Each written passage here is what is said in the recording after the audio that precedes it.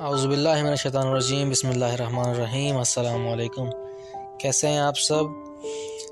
एक मरतबा दोबारा आपको खुशामदीद। आज हम इस वीडियो में देखेंगे कि how to join PAF Pakistan air force को आप किस तरीके से ज्वाइन कर सकते हैं। डिफरेंट इंडक्शंस के लिए कोई भी इंडक्शन आए रजिस्ट्रेशन करने का तरीका बिल्कुल सेम है। सबसे पहले आप क्या करेंगे, आप जाएंगे किसी भी वेब ब्राउज़र के ऊपर और वहाँ जाकर लिखेंगे joinpaf.gov.pk या फिर ज्वाइन PAF भी लिखेंगे तो आपके पास इस तरीके का एक पेज आ जाएगा। जब ऐसा कोई पेज आपके पास आएगा तो आप क्या करेंगे, फ़ौरनली जाकर नीचे लिखा होगा यहाँ पर न्यू रजिस्ट्रेशन। आप यहाँ पर जाकर आप क्लिक करेंगे न्यू रजिस्ट्रेशन के अंदर तो कुछ इस तरीके का पेज आ जाएगा, लिखा होगा न्यू रजिस्ट्रेशन। और उसको अगर आप थोड़ा सा और ऊपर स्क्रॉल कर देंगे तो इस तरीके का एक पहले आपको नोट दिया होगा, लिखा होगा कि 18 साल से कम उम्र के उम्मीदवार या जिनके पास स्मार्ट कार्ड नहीं है वो टेस्ट में शिरकत करने के लिए नादरा से अपना स्मार्ट कार्ड हासिल करें और टेस्ट की तारीख पर अपना नादरा स्मार्ट कार्ड या टोकन लेकर आएँ।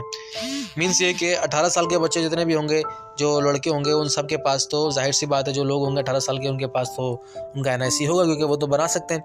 लेकिन उससे कम अगर कोई है, उनकी कम एज है क्योंकि 17 मैक्सिमम 17 ईयर्स तक होगा या फिर कोई 16.5 ईयर का होगा तो वो जाके नादरा से स्मार्ट कार्ड बनाए। अगर नादरा से स्मार्ट कार्ड अभी नहीं बना सकता तो नादरा का एटलीस्ट एक स्मार्ट कार्ड बनाने के लिए दे और जो वो टोकन देते हैं फिर वो जब टेस्ट होगा तो वो टोकन जो है वो साथ लेकर आए।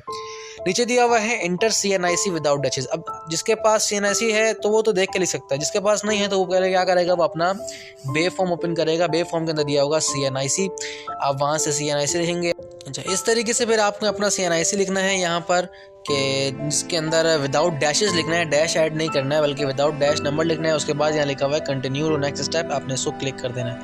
जैसे क्लिक करेंगे इस तरीके से आपके पास आएगा रीड बिफोर रजिस्ट्रेशन, इसको आप रीड कर लें। तो ये कोई इतनी फर्दर ऐसी चीज़ें हैं कि आप देख सकते हैं, जो एक दफ़ा रीड कर लें, कंटिन्यू कर लें, फिर दोबारा एक और आपके पास आ जाएगा जिसको आप रीड करना चाहें तो यहाँ पर रीड कर सकते हैं। पूरा एक को बताया गया इनएलिजिबिलिटी किस तरीके से आप रजिस्ट्रेशन करने से पहले इसको पढ़ लेंगे, ये चीज़ें होनी चाहिए आपके पास। अगर ऐसा नहीं होगा तो आप इनएलिजिबल हो जाएंगे, मतलब है कि आप अप्लाई नहीं कर सकते या अप्लाई कर भी देंगे तो आपको इंडक्ट नहीं किया जाएगा। ये आप एक दफ़ा रीड कर लीजिएगा।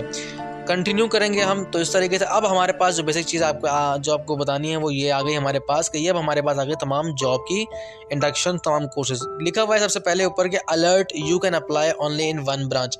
इनमें से जितने सारे ब्रांचेस हैं इन सब में से कोई एक ब्रांच अंदर आप अप्लाई कर सकते हैं। ठीक है, अप्लाई किस किस में कर सकते हैं आप, स्पोर्ट पैंस नॉर्मल बन सकते हैं, PF एंड DI, PF मतलब physical fitness and drill instructor बन सकते हैं आप, एरो ट्रेड बन सकते हैं। अगर वो फीमेल मेडिकल असिस्टेंट नॉर्मली है जो कि शहरों वगैरह से, अगर फीमेल मेडिकल असिस्टेंट रूरल का मतलब होता है जो कि गांव देहात से है तो वो इस पे जाके इस पे क्लिक करेंगे। ठीक है, इस तरीके से ये देखो यहाँ पर आपको इनकी तमाम जो एलिजिबिलिटी क्राइटेरिया वो भी आ रहा है कि भाई मिनिमम 16 एज होनी चाहिए, मैक्सिमम 23 एज होनी चाहिए। ठीक है, ये तमाम चीज़ें हैं, ये हर इंडक्शन के लिए आ रहा है। अगर कोई फीमेल मेडिकल असिस्टेंट बन रहा है तो उस तरीके से आ जाएगा। ठीक है, फर्दर मोर आगे ऊपर जाएंगे तो एरो ट्रेड, अगर बलूचिस्तान का कोयटा डिस्ट्रिक्ट से है तो वो यहाँ पर आगे टिक करेगा। एरो ट्रेड कोई स्पोर्ट्समैन बन रहा है बलूचिस्तान कोयटा की तरफ से तो ऐसा सेम एज फॉर फाटा, गिलगित बल्तिस्तान, ये सब के लिए दिया हुआ है। अगर आप इन एरियाज में से नहीं है तो आप क्या करेंगे, नॉर्मल पे क्लिक करेंगे। जैसे कि यहाँ पे ऊपर दिया हुआ है ना, यहाँ दिया हुआ है कि भाई स्पोर्ट्समैन नॉर्मल, इसका मतलब ये है कि फाटा, बलूचिस्तान, कोयटा, इन या रूरल एरियाज़ गाँव देहात के अलावा अगर आप शहर में से हैं, लाहौर, इस्लामाबाद, कराची, मुल्तान, फैसलाबाद, ये तमाम चीज़ें हैं जहाँ पे शहर में जहाँ फैसिलिटीज़ ज़्यादा अवेलेबल होती हैं तो वहाँ पे आप क्या करेंगे, नॉर्मल। जैसे भाई नॉर्मल स्पोर्ट्समैन आपने करना है।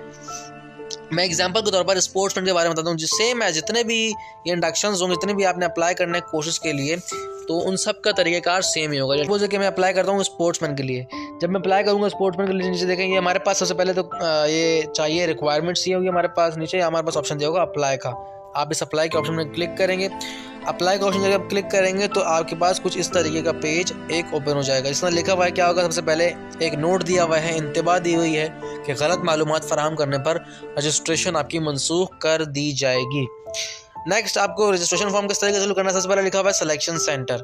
आपने अपना सिलेक्शन सेंटर को फिल करना है कि भाई कौन सा होना चाहिए, एबटाबाद में होना चाहिए, DI खान में होना चाहिए, कराची, फैसलाबाद, लाहौर, मुल्तान, पेशावर, कोयटा, जो भी आपका शहर है या जो आप जहाँ को आपको इजीली पड़ता है आप वहाँ पर जाकर अप्लाई करने के लिए तो आप उसको सेलेक्ट कर सकते हैं।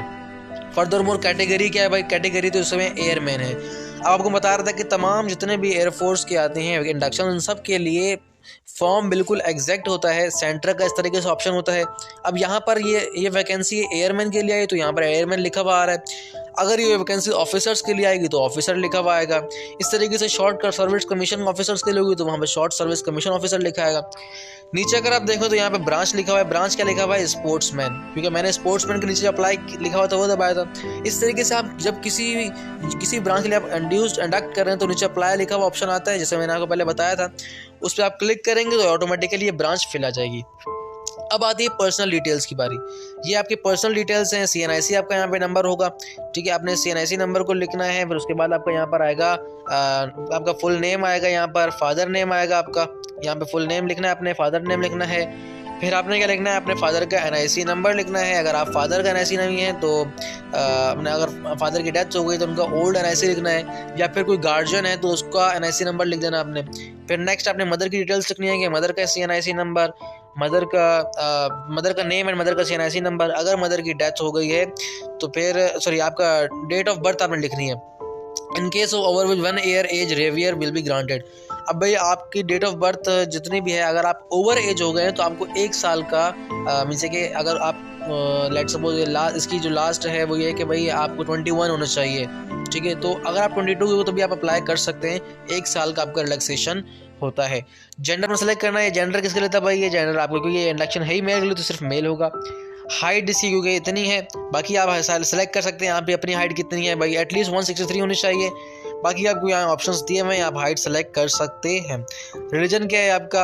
आप इस्लाम है, क्रिश्चियन, सिख, हिंदू, अहमदी, कुछ भी है आप यहाँ पर लिख सकते हैं। मैरिटल स्टेटस क्या है? मैरिटल स्टेटस क्योंकि यहाँ पर रिक्वायर्ड अनमैरिड है तो इसलिए आपको यहाँ पर अनमैरिड ही दिया हुआ है। डोमिसाइल आपका कहाँ का भाई? बलूचिस्तान का है, खैर पख्तूनख्वा का, जहाँ का भी डोमिसाइल है आप वहाँ का यहाँ पर ऑप्शन दिया होगा, वहाँ का लिख सकते हैं। फादर क्या करते हैं वो ऑक्यूपेशन लिखना है आपको भाई। फादर या तो आर्मी में है सर्विंग रिटायर्ड तो आप इसको लिखेंगे, अगर एयरफोर्स में सर्विंग रिटायर्ड है तो आप यहाँ लिखेंगे, नेवी में है तो आप यहाँ लिखेंगे। अगर वहाँ पे नहीं है तो आप कोई प्राइवेट जॉब करते हैं, कोई और जॉब करते हैं इन तीनों के अलावा तो वहाँ पे आप अदर्स लिखेंगे, ठीक है। पासवर्ड फॉर चेकिंग रिजल्ट, यहाँ पे अपना कोई पासवर्ड आप एंटर करेंगे, कोई भी पासवर्ड आप सेलेक्ट कर सकते हैं। लेट्स सपोज मैं लिखूँ 1 2 3 4 5 6 7 8, ये कोई पासवर्ड हो गया। इस तरीके से आप अपना नाम पासवर्ड रख सकते, कोई भी पासवर्ड इस तरीके से आप रखते हैं ना किसी चीज़ को लॉग इन करने के लिए, तो ये पासवर्ड रखेंगे। और इस पासवर्ड को आपने रिमेंबर करना है कि यहाँ जो पासवर्ड होगा ये वो होगा जो कि आप रिजल्ट के लिए एंटर करेंगे, तो आप किस तरीके से रिजल्ट चेक करेंगे वो ये वाला पासवर्ड एंटर करेंगे। क्लियर हो गई बात? सेम एज क्या है भाई? प्रोविंस आपने अगर सेलेक्ट करना है कि एड्रेस हमारे पास ये है, अपना एड्रेस लिखना है कि आपका एड्रेस जो है वो कौन सा प्रोविंस है वो आपने लिखना है।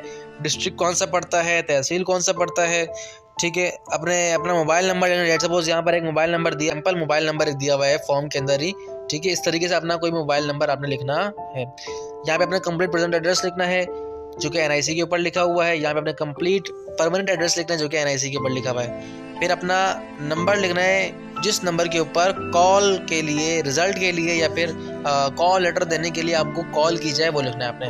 यहाँ पर अपने वैलिड CNIC अपना वैलिड ईमेल एड्रेस लिखना है। यहाँ पर क्वालिफिकेशन ऐड करनी है। क्वालिफिकेशन कितनी है भाई? एटलीस्ट मैट्रिक होनी चाहिए, ठीक है। मेजर सब्जेक्ट कौन कौन से हैं ये आप देखिए भाई, साइंस क्योंकि अलाउड है तो साइंस होना चाहिए, ठीक है। उसके अलावा मैट्रिक आपने साइंस से करोगी, पासिंग ईयर आपने यहाँ लिखना है। आगे लिखा है मैट्रिक के गलत नंबर लिखने पर आप टेस्ट के लिए नाअहल होंगे। आपको जितने नंबर मैट्रिक के अंदर आए थे आपने वो लिखना, जितने ऑब्टेन थे वो आपने यहाँ पर लिखना है। नीचे लिखा हुआ है ना सेलेक्ट टोटल नंबर्स, तो आपने यहाँ पर टोटल नंबर, अगर आपका 850 होता है तो आप 850 लिखेंगे, 150 है तो 1550 है तो फिर अपना लिखेंगे, इतना लिखेंगे। अगर 1100 तो आप 1100 पर टिक करेंगे। इस तरीके से कॉलेज, स्कूल, यूनिवर्सिटी का नाम लिखेंगे। लास्ट में आपके पास आएगा आई एम नॉट रोबोट, ये एक रिकैप्चा होता है जो कि आप अगर गूगल फॉर्म फिल करते रहते तो वहाँ पर ये आता है। आप इस पर क्लिक करेंगे, आपसे मांगेगा कि भाई इस तरीके से, लेट्स सपोज देखिए आपने इस पर क्लिक करा, ठीक है, इस तरीके से आ गया आई एम नॉट रोबोट, ये क्लिक आ गया। आपने खाली इस पर करना है और लास्ट में आपको ऑप्शन दिया होगा सबमिट का। इस सबमिट के ऑप्शन को आप इसे क्लिक करेंगे तो आपका फॉर्म हो जाएगा सबमिट। आपको एक राय दूंगा, एक ये दूंगा कि भाई सबमिट के ऑप्शन करने से पहले आप एक मरतबा क्या कीजिएगा, एक मरतबा दोबारा अपने शुरू से लेके एंड तक जितने भी डिटेल्स हैं उनको देख लीजिएगा ताकि उसमें कोई मिस्टेक ना हो। कि आपको पता है कि अगर मिस्टेक होगी तो नीचे डायरेक्टली साफ साफ कहा गया है कि आप टेस्ट के लिए नाअहल होंगे। ये तरीका होता है पाकिस्तान एयरफोर्स के अंदर किसी भी इंडक्शन के लिए। अगर वो अभी एयरमैन के लिए थी इस तरीके से ये था, जहाँ पर ऑफिसर्स के लोग ही तो कुछ और तरीका नहीं होगा, बल्कि सेम और सेम यही फॉर्म होगा, बस उसके अंदर थोड़ा सा डिफरेंस होगा। जहाँ एयरमैन था वहाँ पर वो ऑफिसर्स आ जाएगा। जो कैटेगरी थी कि ब्रांच थी जो, वो आपकी अलग अलग होगी। बस इसमें फ़र्क आता, ज़्यादा फ़र्क नहीं आता। बेसिकली फॉर्म जो है वो ऐसा ही होता है।